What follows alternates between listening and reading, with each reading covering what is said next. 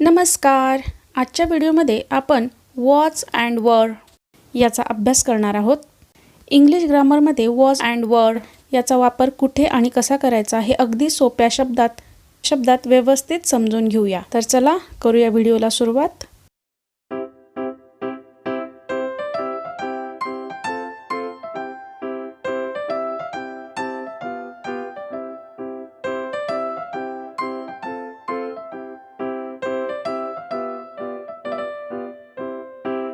मागील व्हिडिओमध्ये आपण इज एम आरचा अभ्यास केला. जसं इज एम आर हे समजण्यासाठी नाउन्स आणि त्यामध्ये सिंग्युलर नाउन्स आणि प्लुरल नाउन्स हे समजणं आवश्यक असतं.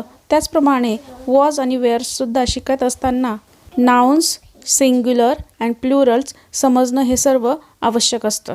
या सर्व व्हिडिओंची लिंक मी खाली डिस्क्रिप्शन बॉक्समध्ये देत आहे.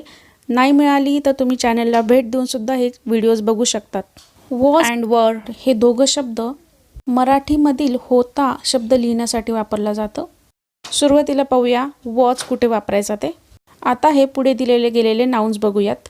ही, she, it, Seema, dad, mom, pencil, book, apple, swing, rabbit. आता थोडक्यात बघूया हे सिंग्युलर आहेत की प्लुरल आहेत ते.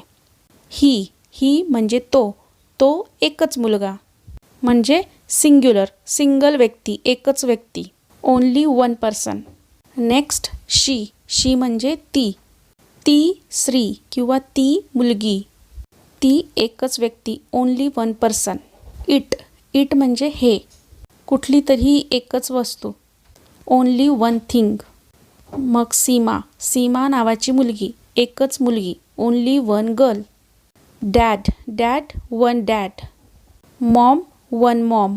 Pencil one pencil. Book one book. Apple one Apple.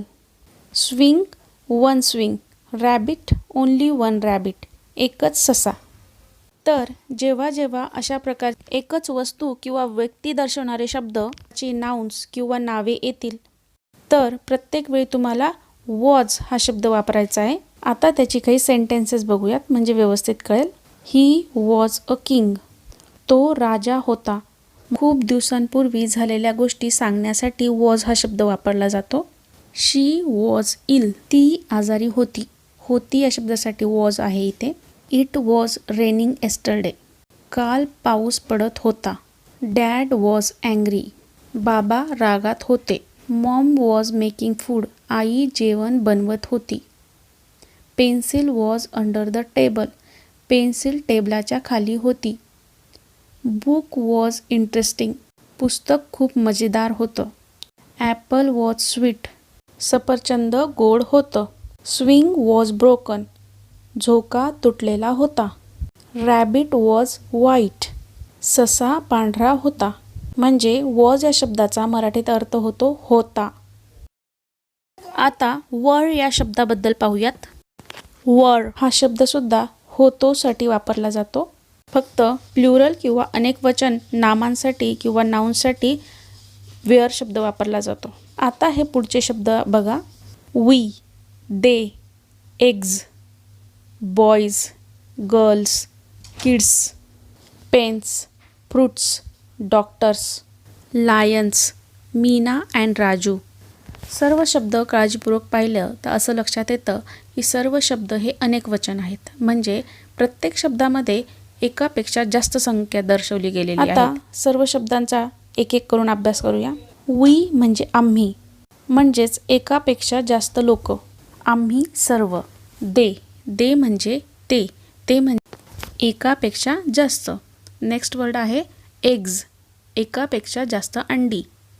Boys, एकापेक्षा जास्त मुले. गर्ल्स, अनेक मुली. किड्स, अनेक मुले. पेन्स, अनेक पेन. फ्रूट्स, अनेक फळे. डॉक्टर्स, अनेक डॉक्टर्स. लायन्स, अनेक सिंह. मीना अँड राजू, मीना आणि राजू दोन व्यक्ती म्हणजे एकापेक्षा जास्त अनेक व्यक्ती. म्हणून हे सर्व प्लुरल नाउन्स आहेत. मग नेहमीच लक्षात ठेवायचं जेव्हा असे प्लुरल नाउन्स असतील आणि तुम्हाला जर गेलेल्या काळाबद्दल जर बोलायचं असेल तर तुम्ही त्या ठिकाणी WERE वर हा शब्द वापरावा.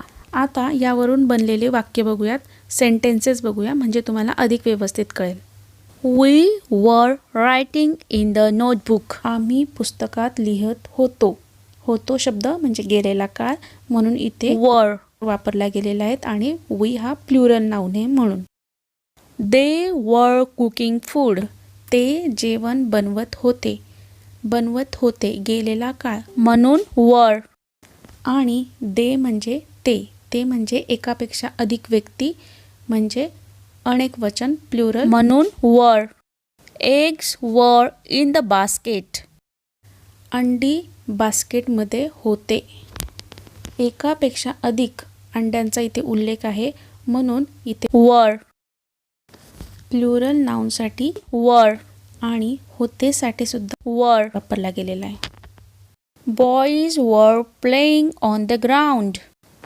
अनेक मुले मैदानावर खेळत होती. Girls were dancing. मुली नाचत होत्या. Kids were studying.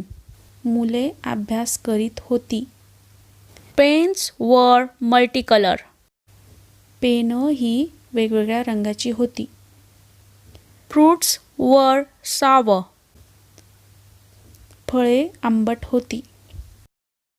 Doctors were good in hospital. हॉस्पिटलमधली डॉक्टरे ही चांगली होती. The lions were in forest. जंगलात सिंहे होती. Meena and Raju were best friend. Meena आणि राजू ही दोन मुले आहेत म्हणजे अनेक वचन आहे. मीना आणि राजू हे चांगले मित्र होते. आता विचार करूया यू ह्या शब्दाचा. यू हा शब्द सिंग्युलर आणि प्लुरल नाउन्स दोघांसाठी वापरला जातो. म्हणजे दिलेल्या वाक्यात जर तुमचं नाम किंवा कर्ता जर हा एक किंवा अनेक वचन असेल तर तुम्ही यू बरोबर नेहमी वर वापरायचं. जसं उदाहरण बघू. You were handsome boy. तू एक देखणा मुलगा होतास. यू हा एकच मुलासाठी वापरला गेलेला इथे. Next, you were clever boys. तुम्ही आधी हुशार मुलं होती. गेलेल्या काळाबद्दल आणि अनेक मुलांबद्दल बोललं गेलेलं आहे म्हणून इथे वर. इन शॉर्ट, होता, होती, होते गेलेला काळ दर्शवण्यासाठी वॉज आणि वेअर या दोन शब्दांचा वापर इंग्रजीमध्ये केला जातो.